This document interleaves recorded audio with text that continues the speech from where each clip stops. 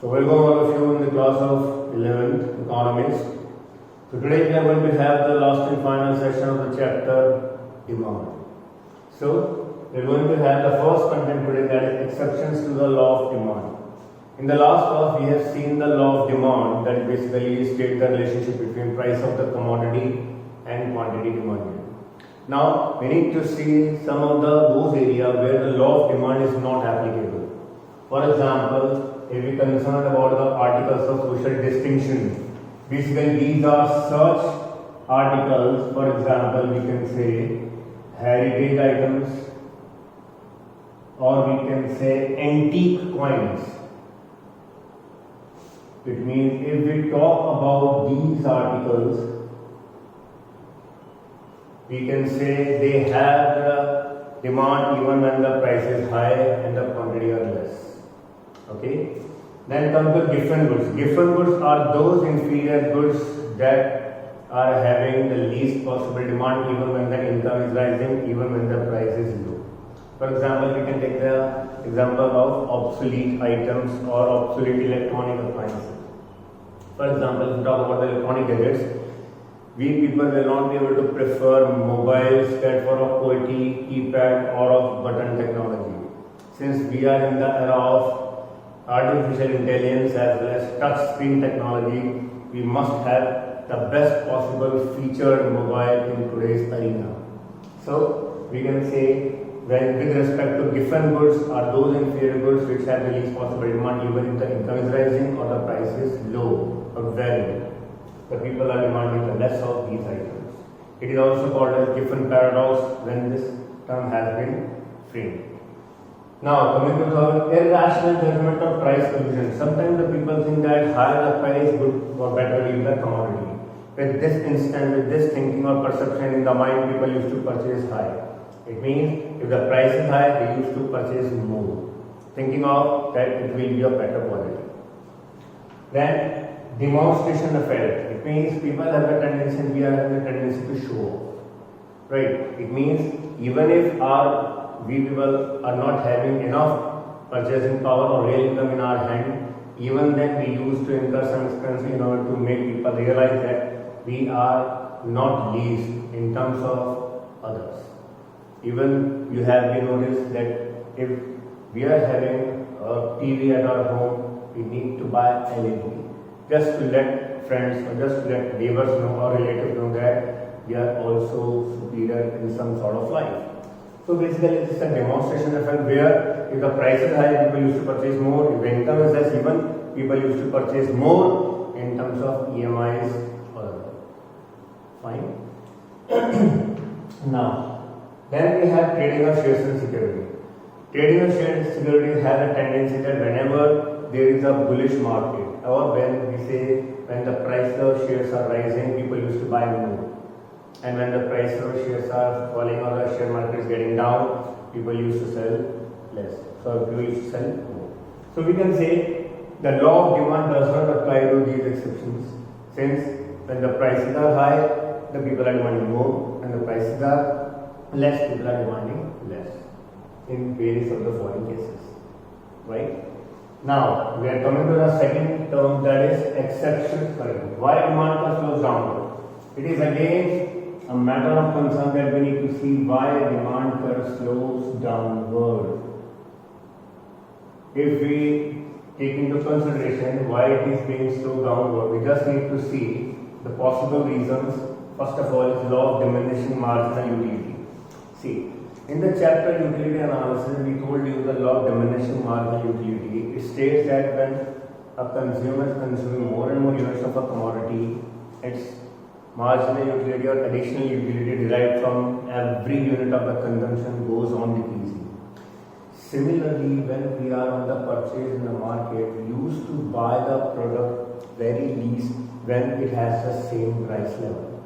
For example, if you are having the jeans, right, variety of jeans, or we are having a number of jeans at your home, and even you are going for shopping, you would like to buy jeans only when the price will be low. It means you have a tendency to buy more jeans, but at the same price level, you will not prefer to buy more, since the utility derived from that particular jeans has already been satisfied to you.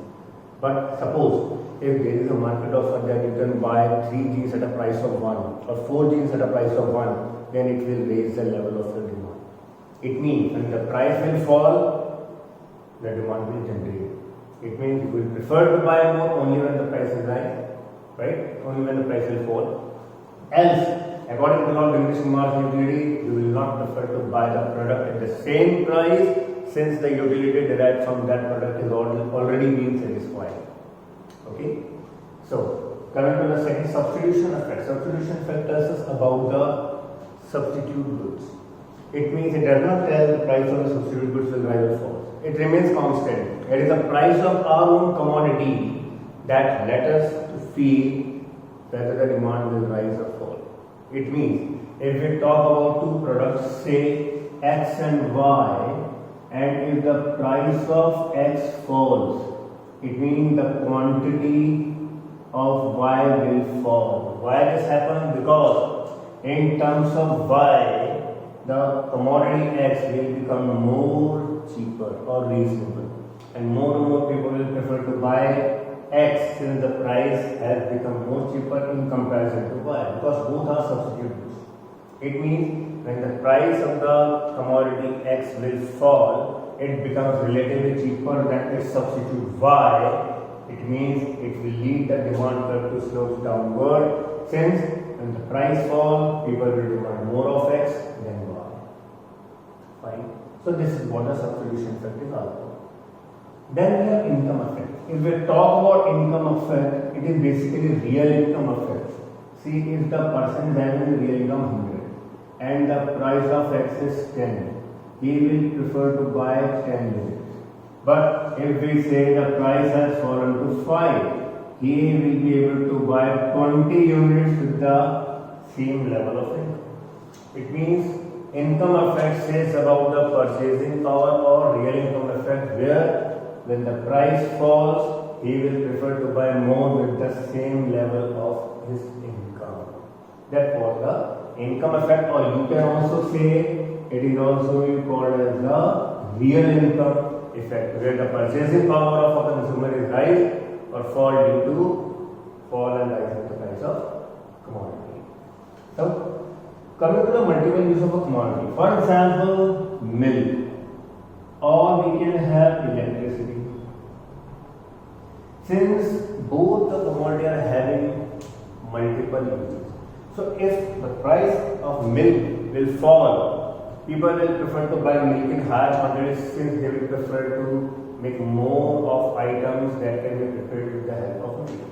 Since we are using the milk right now for giving to the kids, for making tea, for making curd, then if the price will fall, it will prefer to make cheese, also sweets, also variety of things can be prepared with the help of milk. Likewise, with the help of electricity, the rates of the electricity fall down. People can use in a variety of ways. For example, people can use more of air conditioner, more of their refrigerations, or you can say in using more of electrical appliances that earlier they were not able to use since the price of electricity were higher. Now, coming to the size or number of consumer. Size or number of consumer tells about when the price of a commodity falls, more people will be concerned to buy that commodity. Fine, yes, I told you just now, when the price of milk will fall, more and more people will come to buy the milk in higher quantity. So we say, more will be the consumer, more will be the demand. It will only be possible when the price will fall. And when the price will fall, it will lead the demand curve to slope downward, since we can say the price and demand has inverse relationship. So basically these are the possible reasons by which we can say the demand curve slopes downward, since when the price falls down, these happens. Fine. So these are the reasons by which we can say why demand curve slopes downward. Fine. Now coming to the third topic, that is a very nice topic, change in demand, shift in demand. It is also known as shift in demand. Change in demand means we just need to look over the factors that lead to change in demand. It means it is basically a term that refers to the increase or decrease in demand due to factors other than price. It means if we talk about rightward shift, this is known as increase. If we talk about leftward shift, this is known as decrease in demand. How this happens? Due to factors other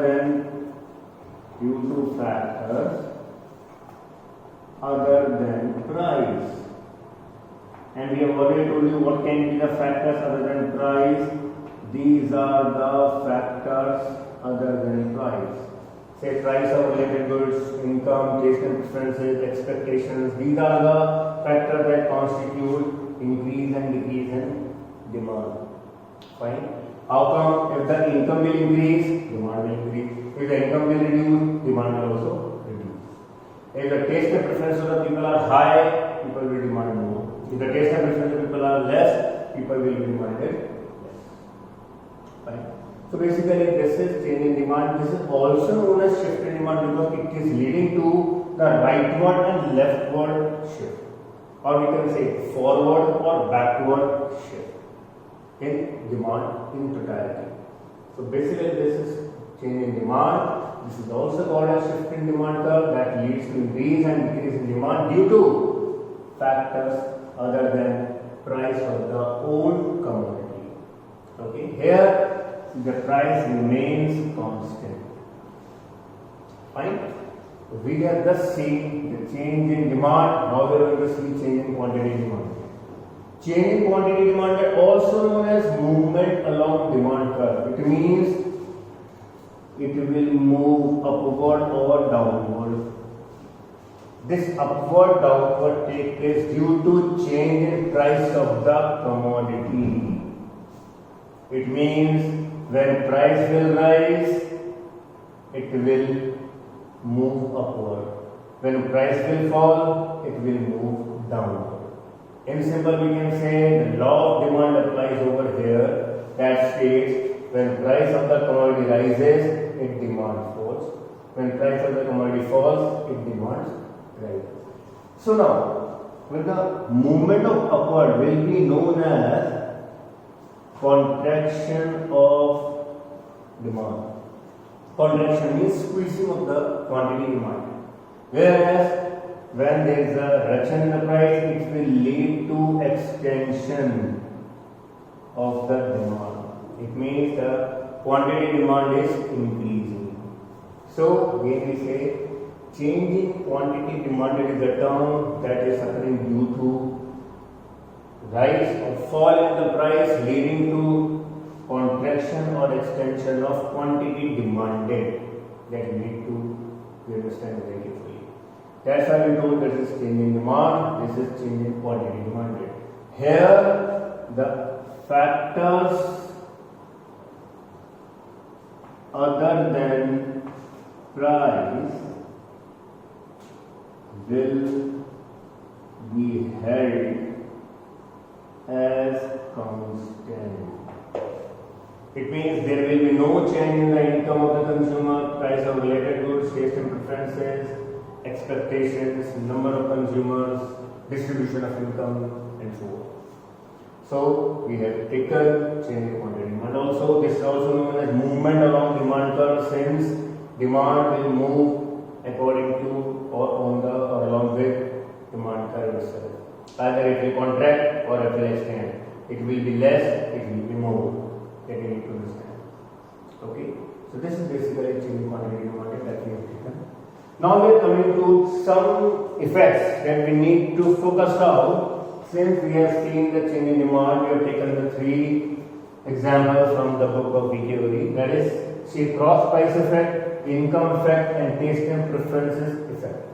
So, first of all, taking the cross price effect, where we can say it is due to change in price of related goods. Related goods are two types of goods, that are complementary goods and substitute goods. Now, if we talk about complementary goods, we told you that complementary goods are those goods that are used together. For example, car and petrol. It means if the price of the petrol will rise, people will prefer to buy less of car. It means price of car has remained constant. Now we have made it constant. It means we are talking about the quantity of car. Fine. Now, what we said, if the price of the petrol rises, it means this will be the case when price of the complementary goods, if rises, demand will fall. And if price of the complementary good falls, it will lead to rightward shift in demand. You just need to see there will be rightward or leftward shift in demand. So we repeat once again, when the price of the complementary good falls, demand for our own commodity will rise. For instance, price of petrol if falls, there will be a demand, or there will be rising demand, or there will be increasing demand for the car. And if the price of the petrol rises, people will demand less of car. Coming to substitute goods that can replace one another, say tea and coffee, it means if the price of the substitute good rises, our commodity will become cheaper and people will prefer to buy more.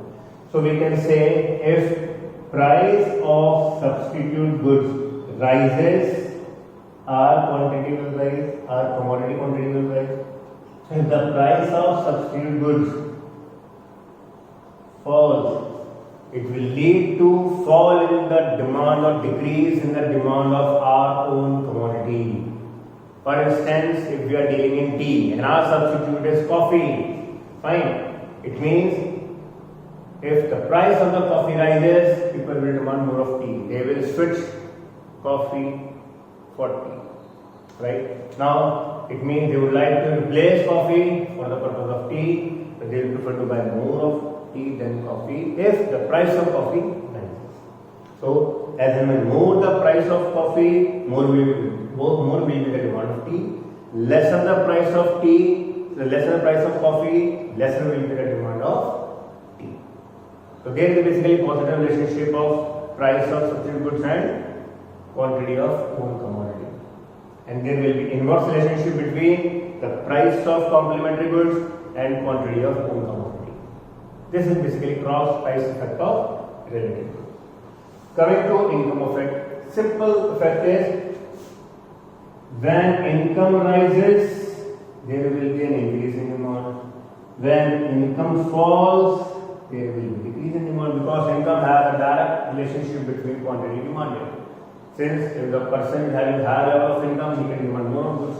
If the person is having low level of income, he will be demanding less of goods. Fine. Then again, I told you earlier also taste and preferences. More will be higher will be the taste and preferences of the people, more will be the demand for the product. Lesser will be the taste and preferences, lesser will be the demand for the product. Same. Fine. So basically, this is the chapter of demand that we have taken in the 2 sessions. Right, students? So this completes the chapter of a demand. We wish that this is a good source of knowledge for you. We just need to understand that there is a difference coming between changing demand and changing quantity demand, or in the other name of shift in demand curve and movement along demand curve. Such difference you need to answer very carefully. These are the relative points that we have discussed with you. Fine. So thank you so much, students, for attending the class of demand. In the next session, we are going to take price elasticity of demand. Till then, stay safe, stay happy, stay alive, and thank you so much once again. See you.